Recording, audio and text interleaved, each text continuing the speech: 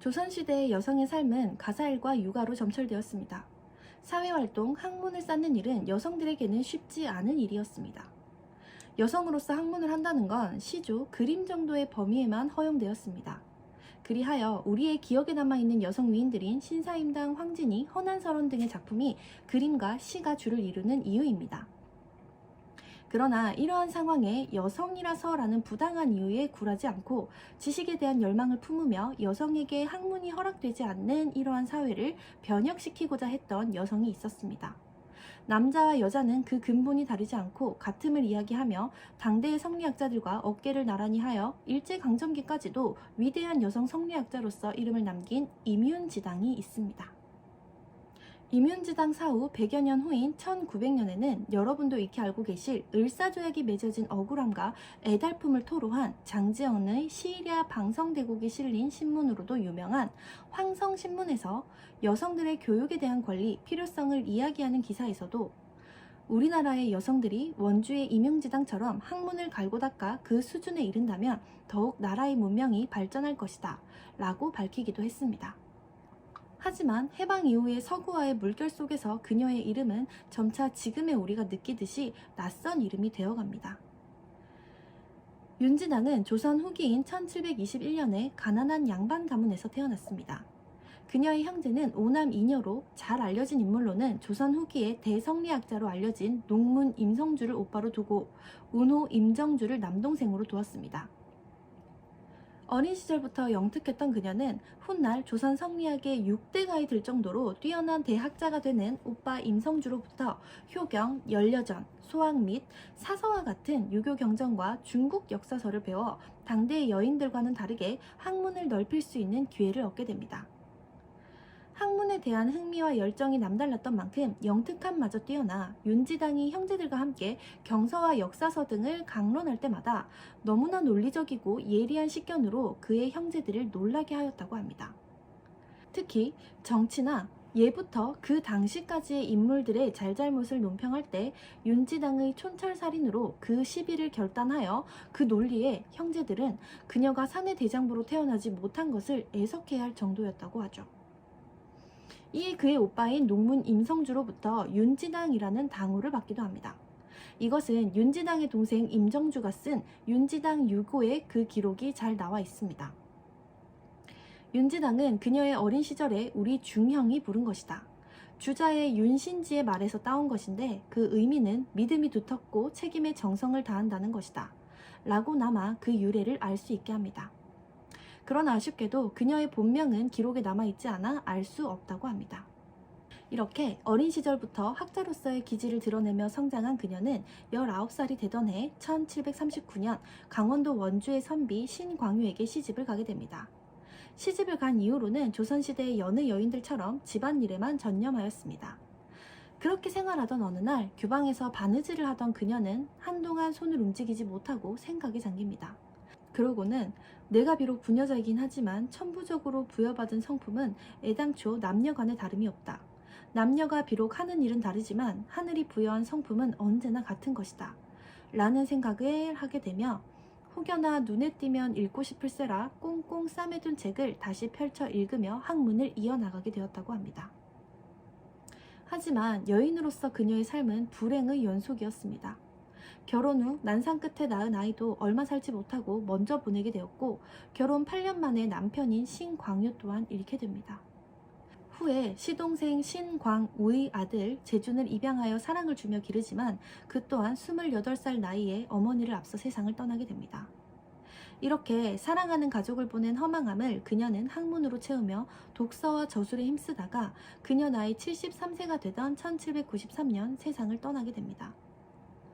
이러한 임윤지당의 학문과 그녀의 사상은 그녀가 작고한 지 3년 뒤부터 친정동생 임정주와 지금의 언론직으로 볼 수 있는 당시 사관원 대사관 관직에 있던 시동생 신광우에 의해서 윤지당 유고라는 제목의 서적으로 편찬되게 됩니다. 이 책에는 남자의 돈은 씩씩한 것이고 여자의 돈은 순종하는 것이니 각기 그 법칙이 있다. 성녀 태사와 성인 문왕이 행적이 다른 것은 서로의 분수가 달랐기 때문이다. 그렇지만 타고난 성품대로 최선을 다한 것은 그 이치가 같기 때문에 두 분의 처지를 바꾸어 놓았더라면 역시 최선을 다했을 것이다. 라는 윤지당의 생각이 기록되어 있습니다. 여기서 말하는 주나라 문왕은 중국 주나라의 성군인 문왕을 이야기하는 것이고, 태사는 그의 아내로 어진 어머니의 대표적인 인물입니다. 이는 인격의 실현과 심성 수련을 통해서 누구나 성인의 경지에 이를 수 있다고 하며, 남자와 여자의 존재를 차별하기에 앞서 서로 존중받아야 할 사람임을 강조한 것입니다. 이는 당시로서는 굉장히 앞서 나간 생각이었죠. 이러한 조선 최초의 여성 성리학자의 노력 덕분에 조선 후기에는 기존 여성학자들이 시나 그림이라는 한정적인 분야에서만 활동했던 것과 달리 유교경전, 성리학, 실학 등에서 남성 못지않은 식경을 가진 강정일당, 서영수합, 이사주당, 이빙허각 등의 여성 학자들이 등장할 수 있었습니다. 특히 실사구시, 실용을 중시 여긴 실학이 조선 후기에 널리 퍼지며 집안일, 육아 등 실용과 가장 맞닿아 있는 사람인 여성이 남자들 못지않은 실학 지식을 뽐내며 전문 생활 지식을 토대로 책을 저술하는 일도 일어나게 됩니다. 지금도 우리 어머니들이 하시는 대부분의 일들이 생활하는 데 필수 불가결한 일인 것처럼 말이죠. 이러한 바탕으로 조선 후기에 이미 태교의 중요성을 강조하는 책 또한 최초로 써지게 됩니다. 1801년에 쓰여진 이 책은 태교에서 임신부의 목만큼이나 남편의 목도 중요하다는 것을 강조하며, 부부는 날마다 공경하는 마음으로 대해야 함에도 흉어물 없이 편하다고 해서 업신여기는 말을 해서는 안 된다. 지붕 아래나 침실에서도 해서는 안 될 말이 있다. 법과 더불어 오래도록 함께 있어도 그 사람을 배운다. 하물며 태아는 어머니로부터 칠정을 담는 것은 당연하다. 그러므로 임신부를 대하는 도는 희로애락이 지나치지 않게 해야 한다. 임신부의 곁에는 항상 착한 사람이 있어 마음을 즐겁게 하며 가히 모범이 되는 말씀과 도리에 맞는 일이 귀에서 끊이지 않게 해야 한다. 등의 이야기를 서술하고 있어 현대의 태교소와 비교해도 손색 없는 태교법들을 기록하고 있습니다. 아이가 태어나기 전 복중 태아일 때부터 하나의 인격으로 존중하여 태도와 말과 주변을 조심하라고 일렀던 책인 태교신기를 지은 저자는 영정조식이 해동의 어머니라는 뜻의 동해의 모이라 불렸던 이사주당이 저술하였습니다. 이사주당 본인이 임신하고 출산과 육아를 하면서 몸소 느꼈던 것을 딸에게 전달해주기 위해서 쓴 글이 바로 태교신기입니다. 기존에도 태교에 관한 글은 있었지만 이 책은 이사주당 본인이 체험했던 여러 가지 태교에서 중요한 임신부의 몸가짐, 주변 사람들의 도움 등이 구체적으로 기록되었다는 것이 이 책이 더욱 특별한 이유입니다. 그녀의 삶 60년 동안 겪어보았던 자신의 경험에서 우러나오는 실용적인 태교 조언, 그녀를 조선 후기 실학자라고도 부를 수 있는 이유입니다. 이 책의 우수성은 현대 의학을 바탕으로 한 태교 지식과 비교해보면 더욱 잘 이해할 수 있습니다. 우선 현대에는 연구된 태교 지식 중 태아 프로그래밍 이론이 있습니다. 이는 태아가 엄마의 뱃속에 있는 280여일의 기간 동안에 출생 이후의 삶을 스스로 준비한다는 이론입니다. 만약 산모가 임신 기간에 다이어트 등의 이유로 음식을 제대로 섭취하지 않아 태아의 성장에 필요한 영양분이 충분히 전달되지 않았다면 태아는 본능적으로 생존을 위해서 우선 가장 중요한 장기를 만들기 위해 상대적으로 덜 중요한 장기의 발달 기능 스위치를 꺼버려 출산 이후의 삶에서 비만 유전자가 발생할 가능성이 현저히 높아질 수 있다는 이론입니다. 놀랍게도 220여 년 전에 이사주당의 태교신기에도 같은 맥락의 이야기가 서술되어 있습니다. 어미가 잘 먹지 못함에도 태를 잘 기르는 것을 보지 못했다. 또 태가 잘 길러지지 않고도 능히 재주가 있고 장수하는 것을 보지 못했다. 라고 서술하며 엄마의 균형 잡힌 영양분 섭취의 중요성을 강조하고 있습니다. 또한 현대의학에서는 소음에 임신부가 노출될 시에 양수에 문제가 생길 수 있음을 이야기하는 부분이 있는데, 태교신기에서 귀로 듣는 것을 삼가라, 요란한 음악과 노래, 시장의 시끄러운 소리 등을 삼가라 라는 구절에서 또다시 유사한 점을 찾아볼 수 있습니다. 현대의학에서 스트레스가 태아의 유산, 조산, 저체중아 출산 등에 악영향을 미친다는 것을 강조하는 부분 또한 한 가족이 모두 조심해야 한다, 임신부가 흉한 일을 듣게 말라, 두려워하면 정신이 병든다 라는 내용으로 나타나 있습니다. 태교신기에서는 누구보다 건강한 아이의 태교와 육아를 위해 남편의 역할이 크다는 것을 강조하고 있습니다.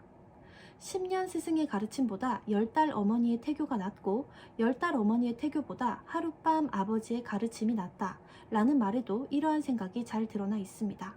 이렇게 앞서 나간 생각을 했던 그녀 이사주당은 1739년 출생하여 조선의 르네상스 시기라 불렸던 조선 후기 영종조 시기를 살다간 사람입니다.